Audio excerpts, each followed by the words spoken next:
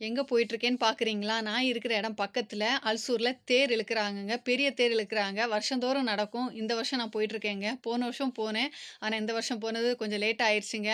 இப்ப தான் உள்ளுக்குள்ள நான் நுழையிறேன். கோயில் பக்கத்துலேருந்து இவ்வளோ தூரம் இழுத்துட்டு வந்துட்டாங்கங்க. மெயின் ரோட்ல நடக்கும் இது பார்க்குறதுக்கு. 2 சைடும் பாருங்களேன், பழம், உப்பு வச்சிருப்பாங்க. நீங்க பார்க்குறதுக்கு தெரியும். கூடையில பழம், உப்பெல்லாம் வச்சுட்டு வித்துட்டு இருப்பாங்க. அந்த பழத்துக்கு மேல கொழுந்து குத்தி வச்சிருப்பாங்கங்க. அத வாங்கிட்டு போயிட்டு தான் இந்த கோபுரத்து மேல தூக்கி வீசுவாங்கங்க. உப்பு வந்து அந்த தேர் மேல போடுவாங்க. அவங்க நெனச்ச காரியம் நடக்கிறது வேண்டி பண்றாங்க நான் நெனைக்கிறேன். நான் கேட்கல யார்கிட்டயும். போன வருஷமே நான் போயிருந்தேங்க. இந்த வருஷம் எனக்கு நடந்ததுக்கு நான் கடவுளுக்கு நன்றி சொல்லணும். ஆ நான் போன வருஷம் நான் தேர் பிடிச்சு இழுத்தேன். இந்த வருஷம் எனக்கு தேர் பிடிச்சு இழுக்கக்கூடிய இது கிடைக்கல. ஏன்னா தேர இழுத்துட்டு வந்து பாதி தூரத்தில விட்டுருக்காங்க. அப்ப தான் நான் போயிட்டுருக்கேன். எல்லாரும் சாமி கும்பிட்டுட்டு இருக்காங்க. ஆ நானும் அது கூட நின்னு சாமியும் கும்பிட்டுக்கிட்டு வந்தேங்க. கொஞ்சம் திருப்தியா இருந்துச்சு. ஆனா, நான் நான் எனக்கு என்ன சந்தோஷம்னா, நான் ஓடுற அவசரத்தில எனக்கு இதெல்லாம் போய் நிதானமா நடந்துச்சேன்னு சொல்லிட்டு நான் கடவுளுக்கு நன்றி சொன்னேன். நான் மனசுல நெனச்சதெல்லாம் நடக்கும்னு சொல்லிட்டு அதையும் வேண்டிட்டு வந்தேன்.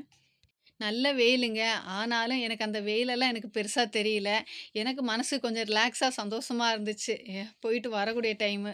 அ நான் போகக்கூடிய டைமே கொஞ்சம் லேட் ஆயிருச்சு. வீட்டுக்கு வரக்கூடிய டைம் கிட்டத்தட்ட நான் 3:30 மணி ஆயிருச்சுங்க. நானும் என் பசங்களும் சேர்ந்து தான் போயிட்டு வந்தோம். ஏன்னா, ஃபேமிலியா போக முடியாது. அவர் கடையில இருந்தா நானும் பசங்களும் சேர்ந்து தான் போ முடியும். எப்படியோ சந்தோஷமா போயிட்டு வந்தது கடவுளுக்கு நன்றிங்க. நன்றி சொல்லிக்கணும்.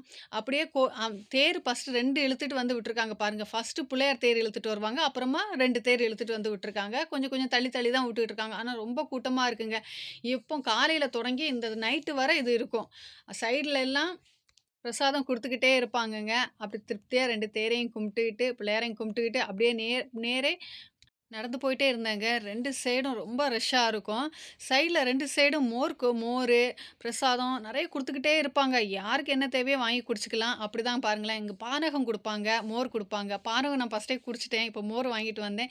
சைட்ல இந்த சிறுபயிறு ஊற வச்சு, அதில கேரட் அதெல்லாம் திருவி போட்டு அதெல்லாம் குடுப்பாங்க. அதெல்லாம் விசித்திரமா இருக்கும். இதெல்லாம் இங்க வந்து தான் நான் சாப்பிட கத்துக்கிட்டேன். ரொம்ப சந்தோஷமா இருந்துச்சுங்க. கோயில் கோபுரத்த பார்த்தீங்களா, எவ்வளோ பெருசா இருக்கு. உள்ளுக்குள்ள சாமிங்க. பெரிய ஒரு கோயில் இருக்குங்க. அந்த கோயிலுக்குள்ளயும் போயிட்டு கும்பிட்டுட்டு கொஞ்ச நேரம் உட்காந்துக்கிட்டு பாருங்களேன், நந்தி காதுல நெறைய பேர் என்னல படிக்கிற பசங்க தான். அவங்க வேண்டுனதெல்லாம் நடக்கட்டும். மனசார நானும் வேண்டிக்கிறேன். மனசுல அப்பவுமே எனக்கு தோணிருச்சு. ஏன்னா, தெரியும் அவங்க என்ன வேண்டுவாங்கன்னு எனக்கு தெரியுது. பாருங்களேன் நெறைய கடை போட்டிருந்தாங்க போன வருஷம்லாம். ஆனா இந்த வருஷம் கடையெல்லாம் கொஞ்சம் கம்மியா இருந்துச்சுங்க. நானும் போய் நின்னு பார்த்தேன் கடை சைடுல போய் நின்னுட்டு. ஆனா வேண்டான்னு எதுவும் வாங்கல. ஏன்னா, இ இனி ஒரு தேர் வருங்க. பூ பல்லைக்கு தேர் வரும். அப்போ வரக்கூடிய டைம் இத விட ரேட்டெல்லாம் கொஞ்சம் கம்மியா போடுவாங்க. அப்படியே சாமி தரிசனம் முடிச்சுட்டு வீட்டுக்கு வந்துட்டேங்க. இந்த வீடியோ புடிச்சா லைக் பண்ணுங்க.